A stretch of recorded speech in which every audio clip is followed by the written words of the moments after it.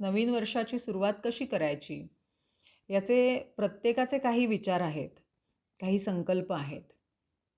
अभ्यास, business, health, relationships, personal finance अशा अनेक गोष्टींमध्ये गेल्या वर्षी आपण जे परफॉर्म केले त्याच्यापेक्षा अधिक चांगलं कसं करता येईल? किंवा गेल्या वर्षी एखादी गोष्ट ठरवली पण ती करता आली नाही, ती यावर्षी कशी करता येईल? यासाठी आपल्या सगळ्यांचा प्रयत्न असतो आणि त्यासाठी आपले रेझोल्युशन्स पण असतात. काही जणांचे जोक्स पण असतात.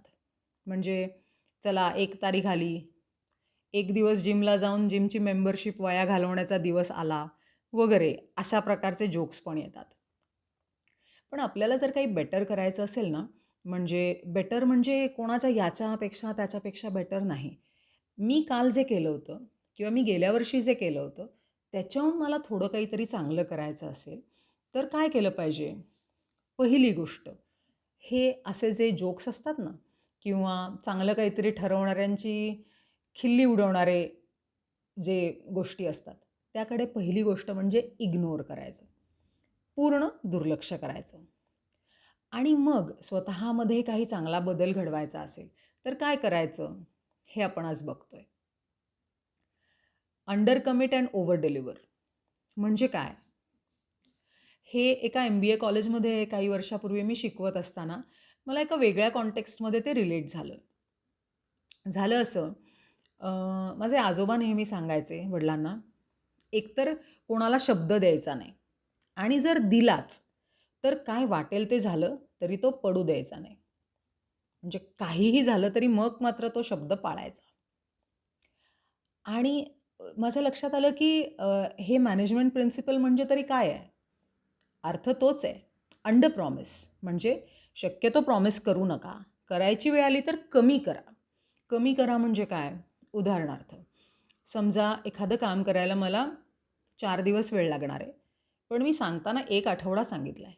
म्हणजे अचानक काही अडचण आली, ऐनवेळेस काहीतरी अनअव्हॉइडेबल सर्कमस्टन्समुळे मला एखादा दिवस उशीर झाला, तर आपला शब्द किंवा आपली कमिटमेंट मोडता नाही कामा. मी 4 दिवस लागणार असताना 1 आठवडा सांगितला आहे. सो 4चे 4.5 किंवा 5 दिवस झाले, तरीही समोरच्या व्यक्तीच्या दृष्टीने मी काम वेळेतच पूर्ण केलं आहे, 5 दिवस लागले तरी. हे करणं का आवश्यक आहे?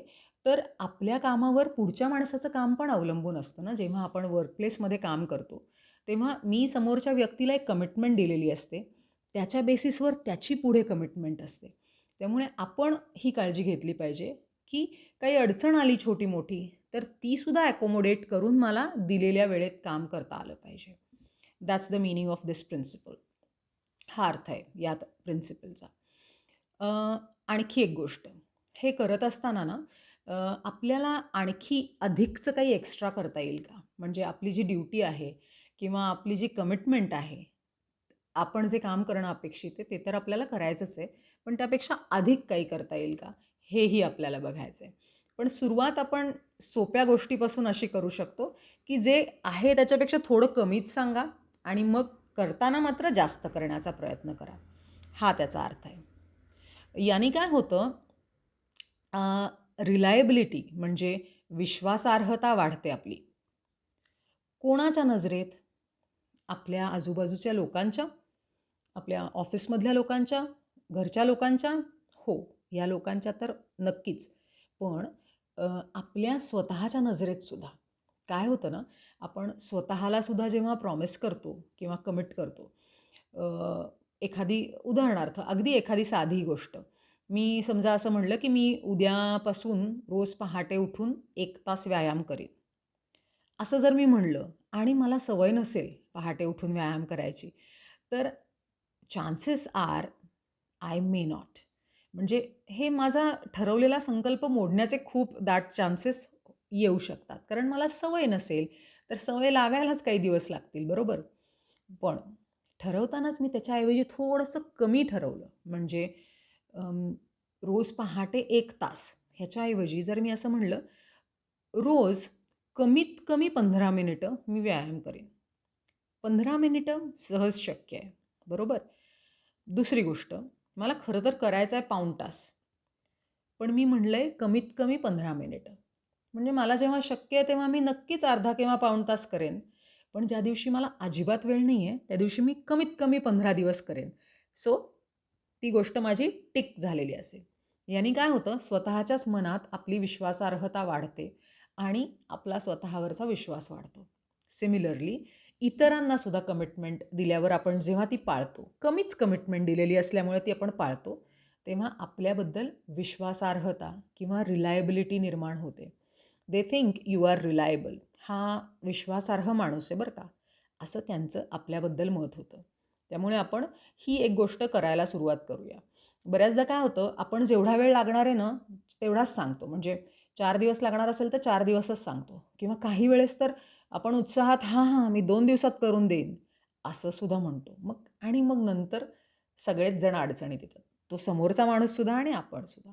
त्यामुळे आपण ऑल्वेज फॉलो दिस प्रिन्सिपल हे आपण ठरवायचं आहे. Under commit and over deliver किंवा under promise and over deliver. कमी प्रॉमिस करायचं, लागेल त्याच्यापेक्षा थोडा जास्त वेळ मागून आधीच घ्यायचा आणि करताना मात्र जास्त काम करण्याचा प्रयत्न करायचा आणि कमी वेळात करण्याचा प्रयत्न करायचा. That's the principle and that can be a resolution. हा संकल्प आपण स्वतःसाठी आणि इतरांना कमिटमेंट देण्यासाठी सुद्धा ठरवू शकतो. अजून एक गोष्ट, सेल्फ टॉक. सेल्फ टॉक म्हणजे काय? स्वतः बोलणे, स्वतःशी बोलणे. हो, आपल्या डोक्यात सतत काही ना काही विचार चालू असतात. आपण काहीच विचार करत नाही आहे, असे तासनतास गेले, असं कधी होतं का? नक्कीच नाही होत ना. तसं असतं तर आपल्याला मेडिटेशन आणि या सगळ्या गोष्टी कराव्या लागल्या नसत्या. आपल्या डोक्यात सतत काही ना काही विचार चालू असतात. आता ते इतके प्रचंड प्रमाणात चालू असतात आणि वेगवेगळे विचार चालू असतात. त्याच्यावर ऑलमोस्ट आपला काही कंट्रोल नसतो. मग आपण हे विचार, हा जो आपला सेल्फ टॉक आहे, स्वतःशीच नकळतपणे होत असलेला संवाद, याच्याकडे थोडं जर लक्ष दिलं आणि तो कसा होतोय हे बघितलं, तर काय होईल? उदाहरणार्थ समजा आपला सेल्फ टॉक थोडासा निगेटिव्ह असेल. म्हणजे समजा मी म्हणलं की मला इंग्लिश येत नाही बोलता किंवा 4 लोकात बोलायचा ना मला अजिबातच कॉन्फिडन्स नाही आहे आणि मुळात माझं कम्युनिकेशन पण वीक आहे. त्यामुळे माझा काय प्रॉब्लेमच आहे 4 लोकात बोलण्याचा. असं जर माझं मत असेल, असं मी सतत स्वतःला सांगत असीन, तर माझ्या अंतर्मनाचा त्याच्यावर ठाम विश्वास बसत जातो हळूहळू आणि मग तीच रिॲलिटी होते. म्हणजे खरंच तसं व्हायला लागतं. वास्तविकता तशी बनते. खरं तर तशी नसते ती ओरिजिनली. तर मग हा सेल्फ टॉक जो आहे ना आपला, तो आपण थोडासा ट्विक करण्याचा प्रयत्न केला आणि तो थोडा पॉझिटिव्ह केला, तर काय होईल? पॉझिटिव्ह करायचं आहे म्हणजे खोटं नाही बरं का, अनरिअलिस्टिक नाही. जे खरं आहे तेच, पण त्याच्याकडे बघण्याची आपली दृष्टी किंवा दृष्टिकोन आपला बदलून पाहायचा आहे.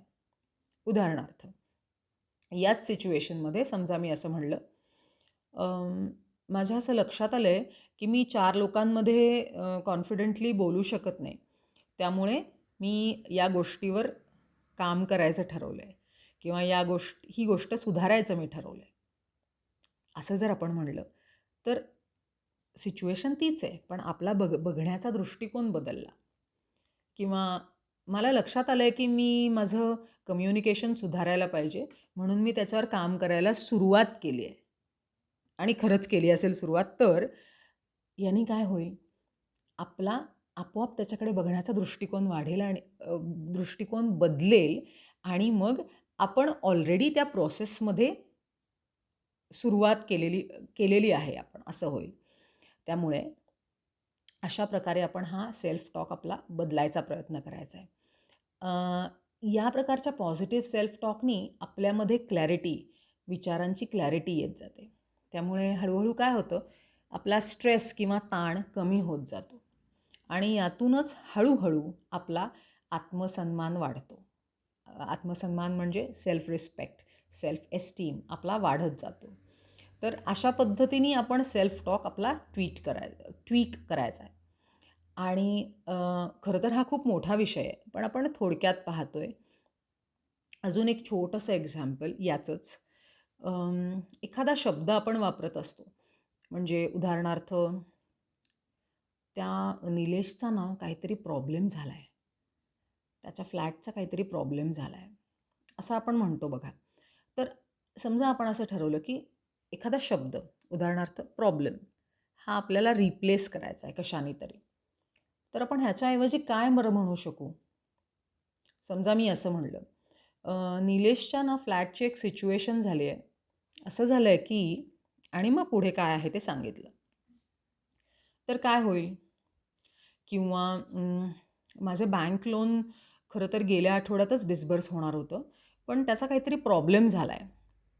असं न म्हणता जर मी म्हणलं, बँक लोन गेल्या आठवड्यात डिस्बर्स होणार होतं, पण ते झालं नाही आहे. तर सिच्युएशन अशी आहे की, आणि पुढे जे आहे ते सांगितलं. तर काय होईल? आपल्याला असं वाटू शकतं की नुसता शब्द बदलल्याने काय होणार आहे? सिच्युएशन तर आहे तीच राहणार आहे. असं आपल्याला वाटू शकतं, हो की नाही? अगदी वाटू शकतं. पण आपण एक प्रयोग करून बघूया. एक्सपेरिमेंट. आपण सायन्स लॅबमध्ये कसा एक्सपेरिमेंट करतो, प्रयोगशाळेत प्रयोग करतो, तसा करून बघूया. पुढचे 2 महिने किंवा कमीत कमी 1 महिना तरी प्रॉब्लेम हा शब्द आपण नाही वापरायचा आहे. त्याच्याऐवजी आपण काय म्हणू शकतो? सिच्युएशन. अशी सिच्युएशन आहे की, असा प्रॉब्लेम आहे की नाही, अशी सिच्युएशन आहे की, आणि त्याच्याकडे जी काही रिॲलिटी आहे ती सांगायची आणि त्याच्याकडे बघायचं. याने काही फरक पडतो का? हे आपण स्वतःच प्रयोग करून बघूया. खरं तर नक्की फरक पडतो. पण हे आपण मी सांगण्यापेक्षा किंवा आपण नुसताच विश्वास ठेवण्यापेक्षा आपण हे करून बघूया. यानी आपल्या अंतर्मनावर, आपल्या सबकॉन्शियस माइंडवर किती फरक पडतो आणि त्यातनं आपल्या वागण्यामध्ये, बोलण्यामध्ये किती फरक पडतो हे आपल्यालाच दिसायला लागेल. सो हे जे स्ट्रीम ऑफ कॉन्शियसनेस असं याला म्हणतात, आपले जे विचार आहेत, कॉन्स्टंट विचार आपल्या मनात चालू असतात, सेल्फ टॉक चालू असतो. तर त्याला जर आपण थोडं वळण लावण्याचा प्रयत्न केला, तर आपल्या वागण्यामध्ये आपोआप बदल, चांगले, पॉझिटिव्ह, डिझायरेबल चेंजेस आपल्याला नक्की दिसतील.